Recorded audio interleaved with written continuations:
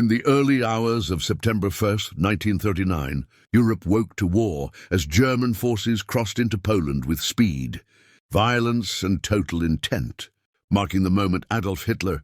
transformed years of threats into open conflict and shattered the fragile peace that had existed since the end of the First World War, because this was not a border clash or a limited campaign, but the opening move in a war designed to remake Europe by force, erase old settlements, and place Germany at the center of a new continental order. Hitler's path to war was paved by resentment and opportunity, with the Treaty of Versailles blamed for Germany's humiliation, economic pain, and loss of territory, while the global depression and weak democratic governments created space for radical nationalism to thrive, allowing Hitler to promise revival through rearmament, expansion, and unity under a single, authoritarian vision that framed war not as a risk but as destiny. By the late 1930s, Germany had rebuilt its military in open defiance of international agreements, testing the resolve of Britain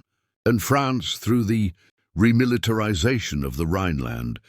the Anschluss with Austria, and the dismemberment of Czechoslovakia, each success reinforcing Hitler's belief that his enemies lacked the will to stop him, and that bold action would always be rewarded. Poland became the final test, with Hitler demanding territory and influence while secretly preparing for invasion, securing a non-aggression pact with the Soviet Union to neutralize the Eastern threat, and planning a new style of warfare that combined tanks, aircraft, artillery, and infantry into a fast, coordinated assault designed to overwhelm before resistance could organize. When the attack came, it was brutal and decisive, with cities bombed, borders smashed, and Polish forces outpaced by speed and firepower, proving that the German war machine was no longer theoretical but terrifyingly real, and forcing Britain and France to declare war days later, turning a regional invasion into a global conflict. This was the spark that ignited Hitler's wars,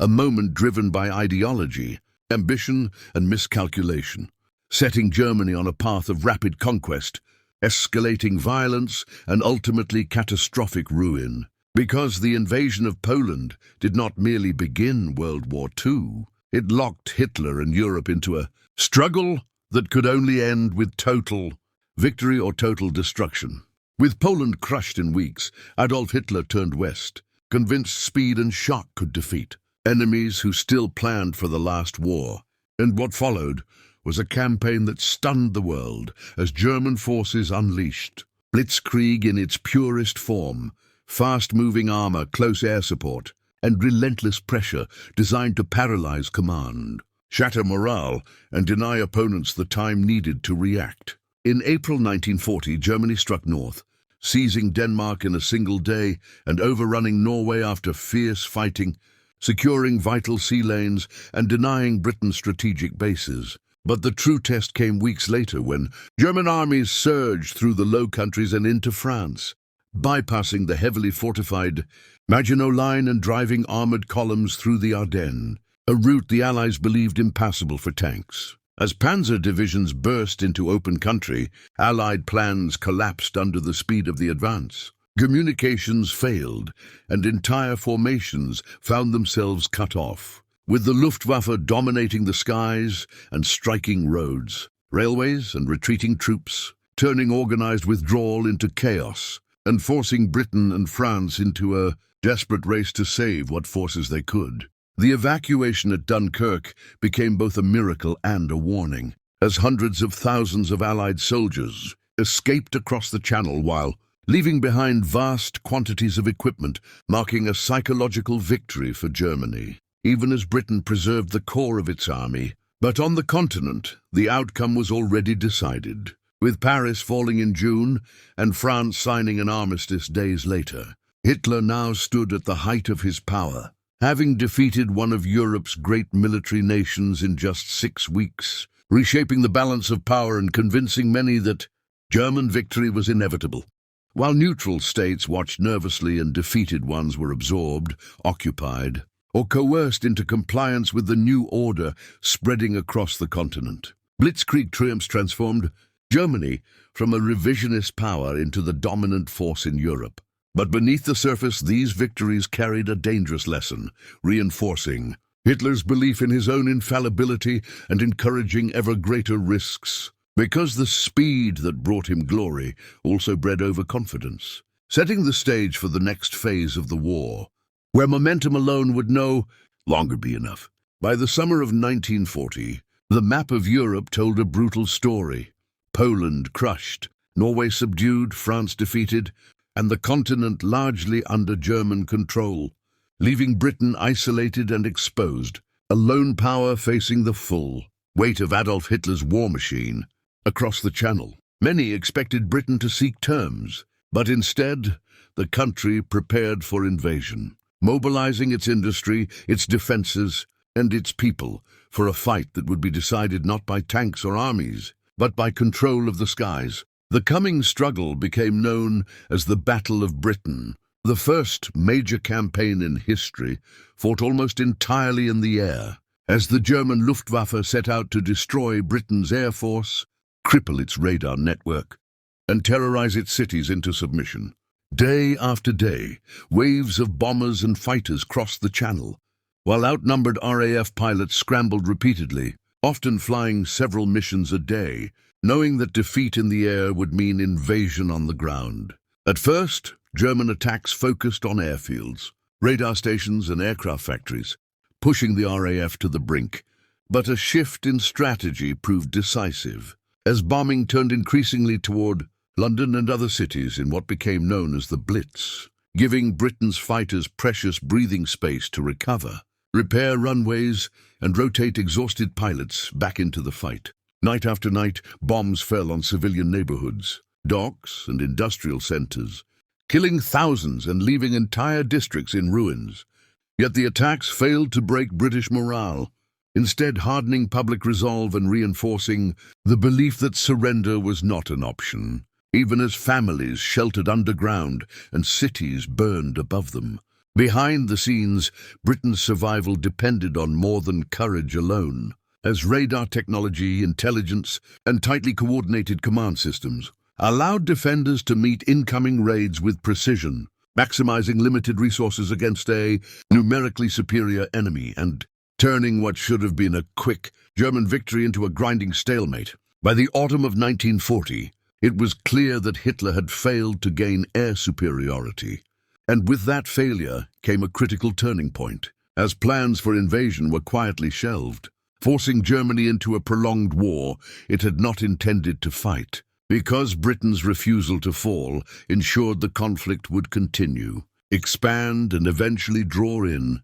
powers that would decide the fate of the war, far beyond the skies over southern England. In June 1941, at the height of his power, Adolf Hitler made the decision that would ultimately doom his empire, turning east and launching the largest invasion in human history, a campaign not merely for territory or influence, but for destruction itself. Because this was never intended to be a conventional war between armies, it was conceived as a racial and ideological struggle in which entire populations were to be crushed, displaced, or eliminated. Operation Barbarossa opened with overwhelming force as millions of German troops surged across the Soviet border, supported by thousands of tanks and aircraft, smashing through Red Army positions and capturing vast swathes of land in weeks, with early victories reinforcing Hitler's belief that the Soviet Union was fragile and would collapse with one decisive blow, just as France had the year before. But beneath the speed of the advance lay a darker purpose, as German forces were accompanied by units tasked with mass executions, targeting Jews, political commissars, and civilians deemed enemies of the Reich, turning the invasion into a campaign of systematic murder that blurred the line between battlefield and genocide and hardened Soviet resistance, as survival itself became the stakes of the war. As summer gave way to autumn, the scale of the conflict began to expose Germany's limits, with supply lines stretched across thousands of miles, equipment wearing down, and resistance stiffening around key cities, while Hitler's refusal to allow tactical withdrawals trapped entire armies in brutal fighting that drained men and material at a staggering rate. The turning point came at Stalingrad, where German forces became locked in a grinding urban battle through rubble and ruins, fighting street by street in freezing conditions until they were encircled and cut off. And when the final surrender came in early 1943, it marked the first complete destruction of a German field army and shattered the myth of Nazi invincibility. From that moment on,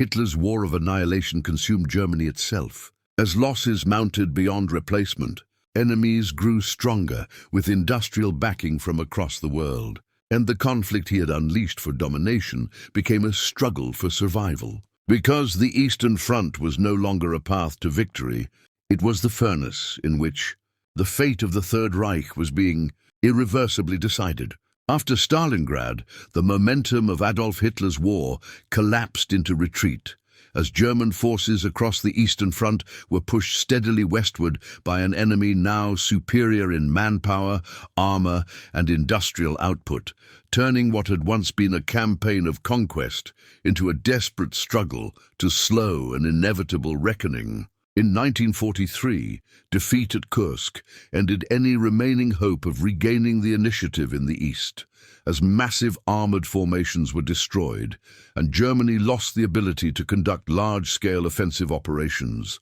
while Allied bombing campaigns intensified in the west, reducing cities, factories, and transport networks to rubble and placing unbearable strain on civilian life and military logistics alike. By 1944, Germany faced war on all sides, with Soviet armies advancing relentlessly through Eastern Europe, Allied forces landing in Italy and then Normandy, and resistance movements undermining occupation from within, forcing the Wehrmacht to fight a multi-front defensive war it was never designed to sustain, bleeding experienced troops faster than they could be replaced. Hitler responded not with adaptation, but denial, issuing orders that forbade retreat, demanded impossible counterattacks, and sacrificed entire formations in futile attempts to hold ground for symbolic rather than strategic reasons, compounding losses and accelerating collapse as commanders were stripped of flexibility and reality itself became the enemy. As Allied armies crossed into Germany in late 1944 and early 1945, the war finally returned to the heart of the Reich, exposing civilians to the same devastation once inflicted across Europe, with cities destroyed, refugees flooding roads, and the population paying the price for a conflict unleashed in their name and sustained long after defeat was certain. By the spring of 1945, Germany's defeat was total, its armies shattered, its territory occupied, and its leadership isolated in bunkers as the world it sought to dominate crumbled completely, because the war that began with speed, confidence, and conquest ended in exhaustion, ruin, and unconditional surrender, marking the final collapse of Hitler's vision and the devastating cost of a conflict driven beyond reason. By April 1945, the war that Adolf Hitler had unleashed was closing in on its final act, as Allied armies crushed the last organized resistance, and Berlin became the focal point of a collapsing regime that had exhausted its soldiers, destroyed its cities, and sacrificed its people for an ideology that could no longer be sustained by force or illusion. As Soviet troops fought their way street by street into the German capital, the fighting took on a brutal, desperate character, with poorly equipped defenders, hastily raised units, and remnants of shattered formations thrown into hopeless resistance, not to change the outcome, but to delay the inevitable and satisfy orders that had long since lost any connection to military reality. Deep beneath the ruined city, Hitler retreated into isolation, issuing commands to armies that no longer existed and clinging to fantasies of reversal even as the world he had built collapsed around him. And on April 30th, 1945, with Berlin encircled and defeat undeniable, he took his own life, ending his personal war without accepting responsibility for the devastation left behind. Within days, organized resistance ceased, German commanders signed unconditional surrender documents, and the fighting in Europe officially ended, leaving behind a continent scarred by years of destruction, mass death and displacement on a scale unmatched in modern history. With millions dead, cities reduced to rubble, and entire populations forced to confront the consequences of total war. For Germany, defeat brought not only occupation and division, but a moral reckoning, as evidence of crimes committed in the name of the Reich emerged in full, exposing the systematic brutality that had accompanied expansion and forcing a shattered society to confront what had been done, not just to others, but to itself in the pursuit of domination. Hitler's wars ended not in glory or triumph, but in silence, ruins and accountability, serving as a stark warning of how ambition, ideology, and unchecked power can drag nations into catastrophe, because the legacy of 1939-1945 was not merely the fall of a regime, but a lesson written in blood and ash that reshaped Europe and the world for generations to come.